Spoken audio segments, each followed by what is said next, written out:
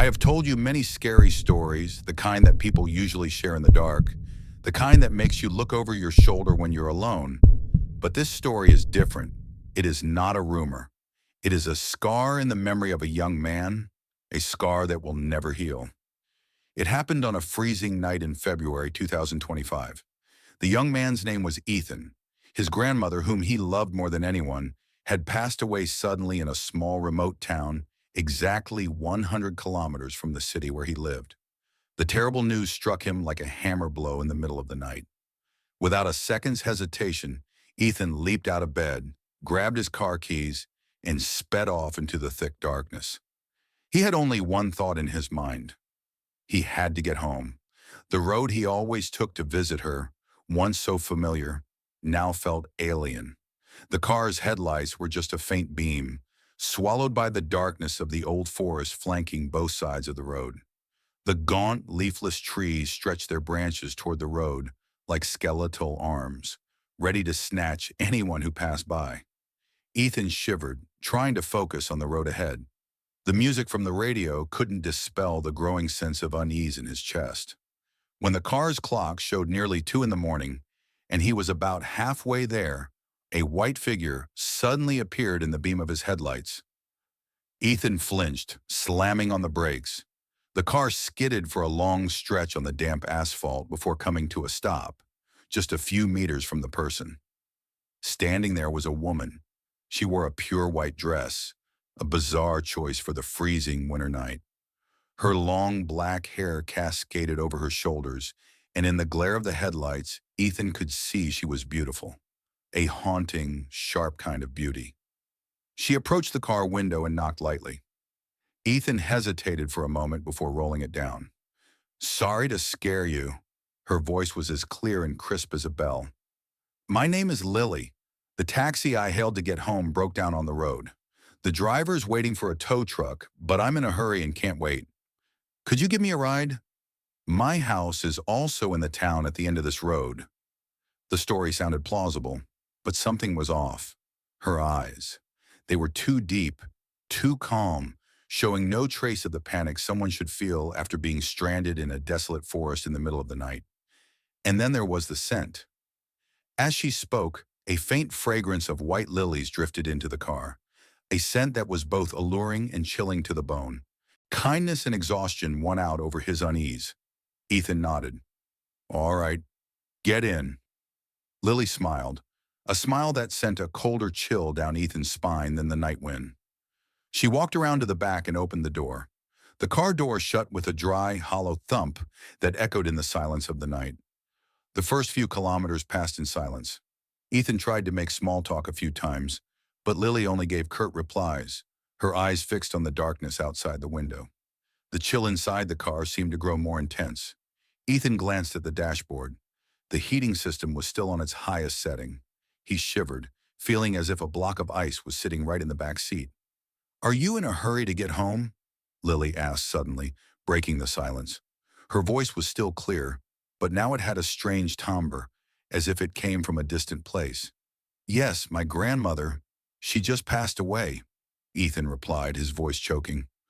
"Oh, I'm sorry to hear that," Lily said, but there wasn't a hint of sympathy in her voice. "That's how it is with old people. Everyone reaches that point eventually. What matters is how they lived and how they died."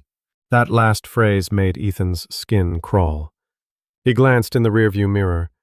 For a brief moment, under the dim, yellow light of the cabin, Lily's beautiful face seemed to distort.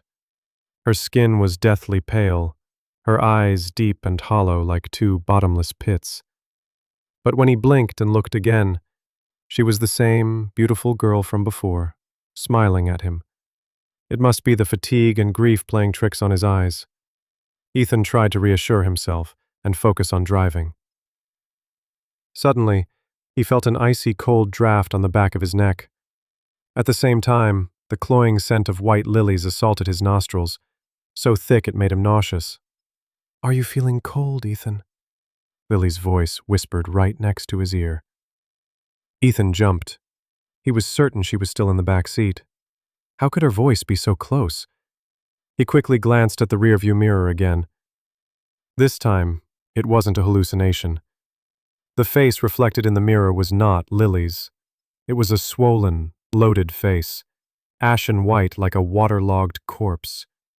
The eyes were just two black, gaping holes, and from its torn, gaping mouth, a stream of black fluid was slowly oozing out. Utterly horrified, Ethan screamed and tried to slam on the brakes, but his legs were frozen, unable to move. The car continued to speed through the night. "Why stop?"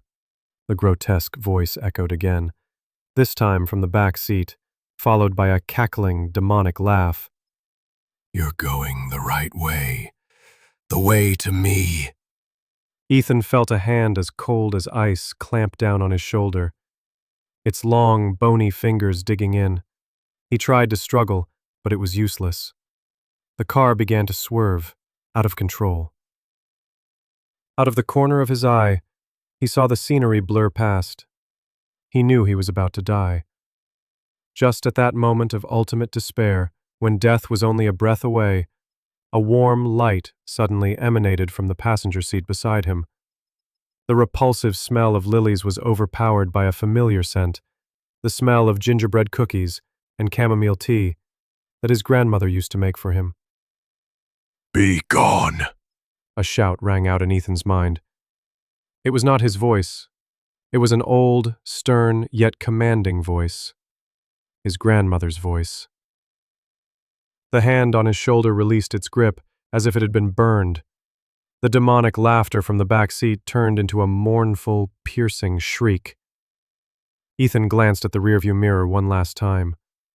The white figure in the back was dissolving into the air like a wisp of smoke, letting out one final, hateful scream before falling silent. The warm light from the passenger seat enveloped Ethan. The car, as if guided by an invisible hand, slowly decelerated and pulled over safely to the side of the road. Everything went quiet. All that remained, Ethan sat motionless, his heart pounding as if it would burst from his chest. He trembled as he turned to look at the passenger seat. No one was there. But on the leather seat, a woolen scarf he had given his grandmother last Christmas was neatly folded. A scarf he was certain had not been there when he left his house. Her scent still lingered in the air, warm and protective. He had been saved. Not by the police, not by another passerby.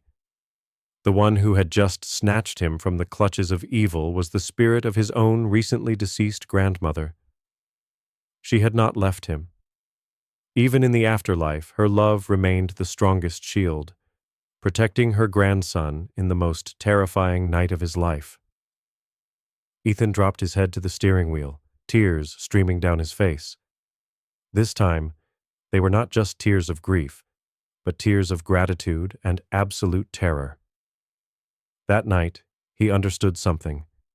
Death is not the end, and there are forces in the darkness that we should never trifle with. And most importantly, there is a love that is stronger even than death itself.